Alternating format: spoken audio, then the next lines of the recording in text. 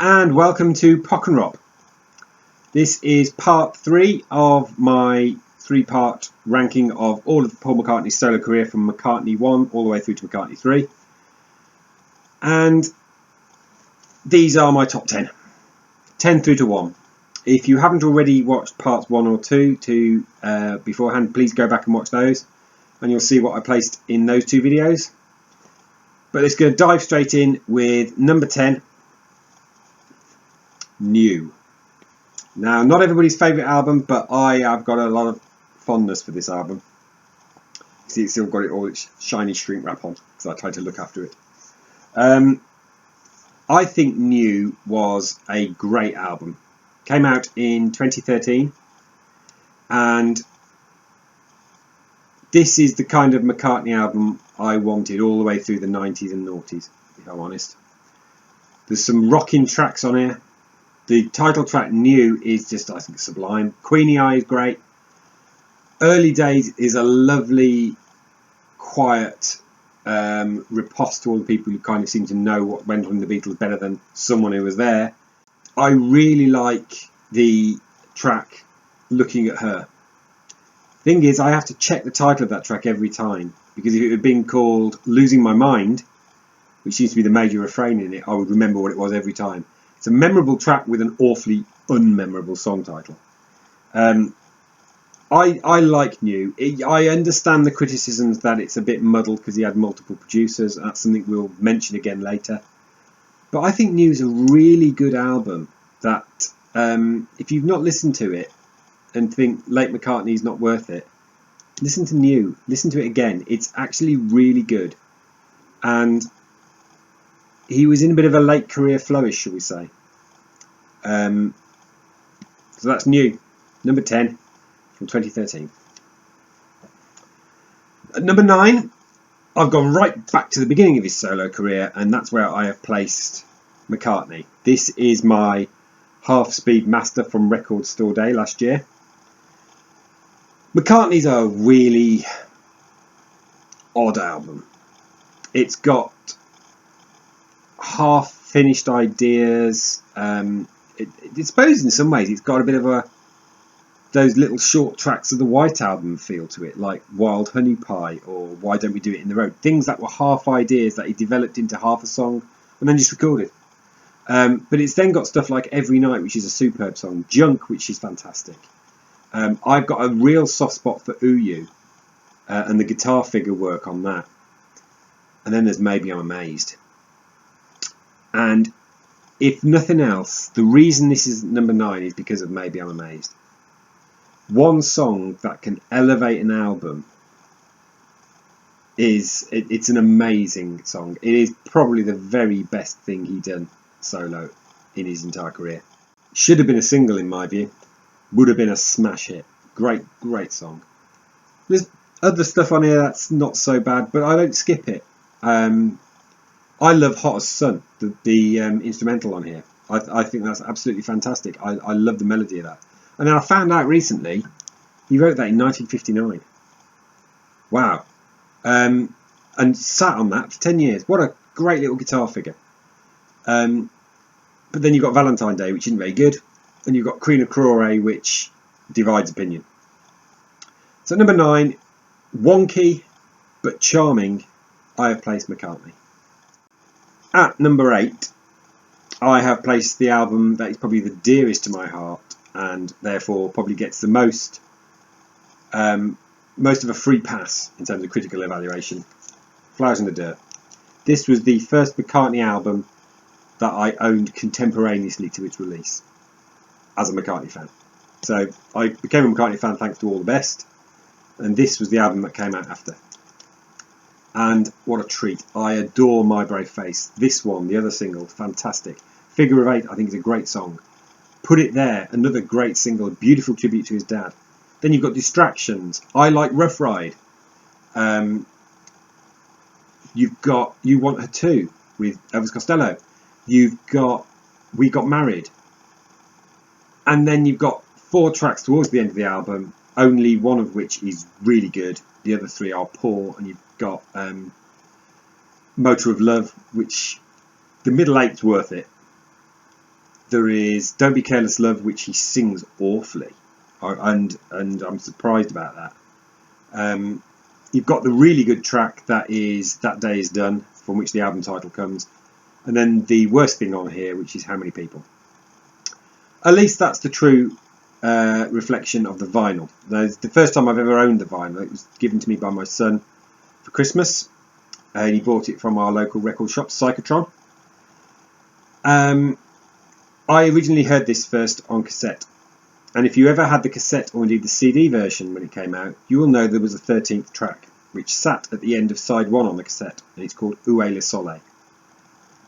It's garbage. I hate it. It makes How Many People seem like an absolute masterpiece. I can't stand Où est le soleil. So the fact that the vinyl is only 12 tracks is fantastic and improves the album. Probably means it's why it's slightly higher, having just recently listened to this vinyl. But yeah, number 8, Flowers in the Dirt. At number 7, I have placed Venus and Mars. Maligned by many, but Venus and Mars is a very good album. It was a very worthy follow-up to Band on the Run. Wings are a 5-piece again. They took this album out on tour, and if anything, that's possibly what marks Venus and Mars down. If you want to hear the best version of most of the tracks on here, you need to get Wings Over America. So Magneto Entertainment Man, You Gave Me the Answer, Spirits of Ancient Egypt, Medicine Jar, Venus and Mars, Rock Show, and the hit single Listen to What the Man Said, are all superiorly done on the live version, which shows what a good album it is. Those songs are strong. And Call Me Back Again, I forgot that. That's also on the live album. They toured the heck out of this album when you think about it. And it stood up. Venus and Mars is a great album. It's got its low points. I'm Not Keen on Loving Song. And the Crossroads theme at the end as a Brit, you think, why have you included that? I don't suppose it stands out like a sore thumb in the same way as it does to Brits, to Americans who lap this album up. So, number 7, Venus and Mars from Wings. At number 6, I have placed McCartney III. Yes, I've placed it that high. I think this is a great album. I've only listened to it 3 or 4 times because I don't want to overplay it and become bored with it like I have done with some albums. But McCartney III, what a treat to get at the end of a cruddy year. This is definitely, in my view, one of his very, very best albums. And I think the more I listen to it, the more it may well creep higher in this list over time. No singles. He wasn't into releasing singles that time. But we've got that opening figure of Long-Tailed Winterbird, which he brings back at the end for When Winter Comes. My favourite tracks on here are probably Seize the Day. I love Women and Wives. I like Kiss of Venus. And I have to appreciate his older man vocals on it. The only ones I'm not that keen on are Deep, Deep Feeling and Deep Down, but they may well grow on me further, or do the opposite and become irritants. I don't know. It's still that new to me that I'm not entirely sure whether or not this will go up, stay where it is, or decline. But it's a really good album from a 78-year-old man in lockdown. And it's worth getting. I want this on vinyl, but I'm not prepared personally to pay £30 for a single vinyl album, which is what was being charged. I'm going to wait until it comes closer to my price range before I buy the vinyl, but I do intend getting the vinyl. McCartney III, number 6 on my list. And we come to the top 5. So at number 5, I have got another late era McCartney album, Chaos and Creation in the Backyard. This came out in 2005. Let's be honest, with what we know now, his marriage was on the rocks. And jeopardy or sorrow or difficult circumstances seemed to bring the best out of Paul McCartney. He had the producer Nigel Godrich, who worked with Radiohead, who was bold enough to say, that's not good enough, go and write something else. Which he hadn't had anybody do that to him since George Martin in the early 80s. And he needs that, I think, because Chaos and the Creation in the Backyard is a wonderful album. It's understated. It's the closest thing I think we'll get to a full-on McCartney acoustic album. It's full of great songwriting and superb gems. There's not a bad track on the 12 listed songs. And you can't say that about many albums, and you certainly can't say that about every McCartney album. But let's run through the track listing on this. Fine Line, superb single. How Kind of You, very downbeat but beautiful. Jenny Wren, he revisits the style of Blackbird. At the Mercy, again, beautifully understated and quite sorrowful. Friends to Go, his tribute to the late George Harrison, which I think is the best thing on here. English Tea, maligned by many, but it's been played in space. I like English Tea. I think it's a beautiful music hall style song. Too Much Rain, A Certain Softness, Riding to Vanity Fair, which I originally couldn't stand. But over time, I've come to realise, it's the longest song on it, about 6 minutes, that there's not a second wasted in that song. It's amazing. Follow Me, Promise to You Girl, this never happened before in any way.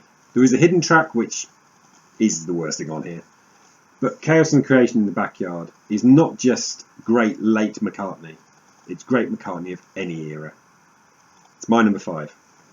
And at number 4, I've placed an album that, when I first heard it, was somewhat ho-hum, but has got better and better every time I've listened to it. So you can see, Egypt Station. This is the Traveller's Edition, aka the 4th different version that I'm going to release of the album in the space of 18 months. It's a triple album in this version, but normally it's a double. It's a proper double album in my view. Egypt Station has improved over time, and I've come to realise that this is, again, not just good late era McCartney, this is great McCartney. He's facing mortality, which I think is written large in the first real song on here, which is I Don't Know. Got crows at my window, dogs at my door, and it's Egypt Station just keeps getting better. I can't find any other way to describe it. When I listened to this through in June, I was doing a full-on McCartney run through. I was dismissive of quite a few tracks, and my feeling was that Egypt Station should have been edited down to a killer 48 minute album. And then I went back and revisited some of the things that are based on comments that people have said. So I didn't like Who Cares very much. It's now probably my second favourite on the whole album because it's rewarded repeated listens. I didn't particularly rate Despite Repeated Warnings. That still have an issue with the Planet and Janet rhyming in there, but that's grown in stature. The closing triple track of Hunt You Down, Naked and Ceiling, that's got better and better as I've listened to it. There's so much on here that sometimes it's a bit daunting, and there is so much additional material on the third vinyl disc, plus a single that he released right at the end of 2019, that the late era McCartney creativity is amazing. If you think about it, these last 3 albums I've talked about have been his most recent 3. This is a 70-plus-year-old man releasing cracking music, and there aren't many who can do that. Egypt Station, number 4. So we come to the top 3. If you've seen the other videos in this, there won't be a surprise. It's just a question of what order have I put these in. Number 3, Ram, by Paul and Linda McCartney. Massively slammed on its release. It had some of the worst notices of Paul's career. I blame those releases for the fact that we have Wildlife, because Ram is great. It's finally nearly 50 years on being recognised for the classic it is. This is McCartney probably at his peak, really, as a solo artist. It's many people's favourite album. You've got so many great tracks on here. Too Many People, Three Legs. There's the hit American single, Uncle Albert, Admiral Halsey, which at first listen you think is just so cutesy and folksy. Oh, how Paul McCartney. But the more you listen to it, you hear how structured and clever it is. A track I detested back in my youth, which was Smile Away, which has just grown and grown for me. Smile Away, I think, might be my favourite thing on here, with the exception of Dear Boy, which is divine vocals and arrangement, 2 minutes of pop perfection. Side 2 maintains the quality, by and large, with Heart of the Country. I love Monkberry Moon Delight, some people's least favourite McCartney track, but I adore it. You've got the Ramon reprise from the first side of the album. Long Haired Lady, which I have to be in the right mood, but I like when I am. Backseat of My Car, which was originally trialled with the Beatles and didn't really get anywhere. Ram's a great album and is worth revisiting. Coming up to the 50-year anniversary this year. I don't know whether they're going to do anything special like a half-speed master. This is a second-hand copy, again from Psychotron, so I'd probably feel justified in being able to buy a new, clean version. I wonder what textures will be available if you listen to that, if it does come out on a half-speed master. Ram, number 3. And at number 2, I could have easily swapped 3 and 2 round, but I went with my heart over my head. Tug of War. This is an album of, well, I adore Tug of War. It holds, if you watched one of my videos in the 80s, it's my favourite McCartney album of the 80s, clearly. And I think I placed it at number 7 of my all-time favourite 80s album. And the thing that draws Tug of War down is the 2 Stevie Wonder collaborations. It's not that they're bad, Ebony and Ivory and What's That You're Doing, it's that they don't match the rest. They feel out of place, because on here you have got some of his very best ever solo writing. So you've got the title track, you've got Take It Away, there is Somebody Who Cares, which is sublime. Here Today, his tribute to John. Ballroom Dancing, which is a great fun track. Very Wingsy, was trialled out by Wings originally. The Pound Is Sinking, one of his stitched together tracks that just works so well. Wanderlust, brilliant song. Dress Me Up As a Robber, not my favourite, but a decent song, and would have been great done by Wings. This is almost a Wings album, because Denny's present on at least half of it. But Tug of War holds that special place in my heart that many albums don't. I listen to this and it catapults me back to when I first heard it. Tug of War, my number 2. And being boring, my number 1 can only be Band on the Run. It's the best single thing I think he's ever done solo. It's cohesive. There is not a duff track on here. I'm not that fond of Let Me Roll It, but it's still great. Picasso's Last Words is genius. 1985, what a song. What a way to end an album. It's almost like an orgasmic finish to the album. And then you've got the 2 hit singles, Jet and Band on the Run. Wow. He hasn't done anything better than this, in my view, and in many people's view. Band on the Run is his most successful solo album, both in terms of sales and critical notices. And I am afraid I'm being boring and putting it at number 1, but I can't help it. Band on the Run is the best solo Paul McCartney album, bar none. So that concludes this 3-part mega video. Let me know in the comments below what you would have put as your number 1. Maybe even give us your full ranking. Would you have done what I did, like including the double version of Red Rose Speedway as a sneaky inclusion? Or would you have just stuck to the 27? Or indeed 26? Would you have not included electric arguments? Just let me know. Make some comments in the comments below. Thank you very much for watching. Please remember to like, subscribe and hit the bell to receive notifications of further videos. I've got lots of ideas about other things that I'm going to do. I might well look at George Harrison at some point and rank his albums. But until then, this is Pockenrop and thank you very much for watching. Goodbye.